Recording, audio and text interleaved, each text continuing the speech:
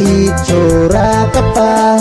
Huwag kang manlait sa iba, lait pero masyado. Di ka naman ganoon kagwapo, kahit na piling pogi ka amigo, hindi ka pa rin perfecto.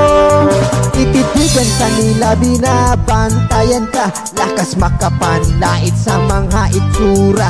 Up and down ka tignan kung may diferensya, hahanapan ng mali para lait-laitin ka. Kung ano ang nakita sasabihin sa iba, pinag-uusapan kapag tatawanan pa. Mga piling perfecto tong mga loko-loko, di nakakatuwa yung mga estilo niya. Naitira ka, di ka naman ganoon kaganda, kahit na may itsura ka pa.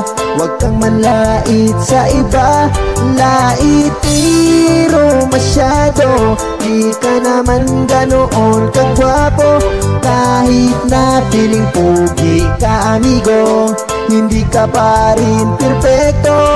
Ang pangit ng mukha, may buni sa baba, pandak na mataba, ang mukha parihaba, ipinabungi-bungi, maglakad tabingi. Matanda na ang mukha pero di patuli, mataba na sakang, mapayat na gurang, maganda lang sa malayo pero mukhang mambabarang. Malaki ang bibig at walang hinaharap, mga kuto niya sa ulo, madami kang mahanap. Lalaitin physical nitong mga immoral, sila yung kalait-lait, totoo at literal. Kahit ano pa ang itsura, importante ang ugali. Huwag mong gagawing tama, manlait ka ay mali. Huwag mong pagtatawanan kung feeling mo perfect ka na. Wala tayong karapatan na manlait sa iba, sila pa yung mapanlait, sila pa madudumi. Huwag ka na magagalit kung meron sa'yong naitira ka, di ka naman ganoon kaganda,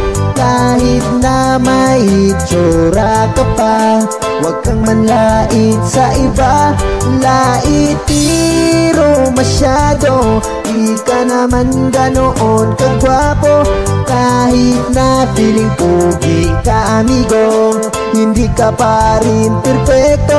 Naitira ka, di ka naman ganoon kaganda, kahit na may itsura ka pa. Huwag kang manlait sa iba, lait pero masyado. Di ka naman ganoon kagwapo, kahit na piling pogi ka amigo, hindi ka pa rin perfecto.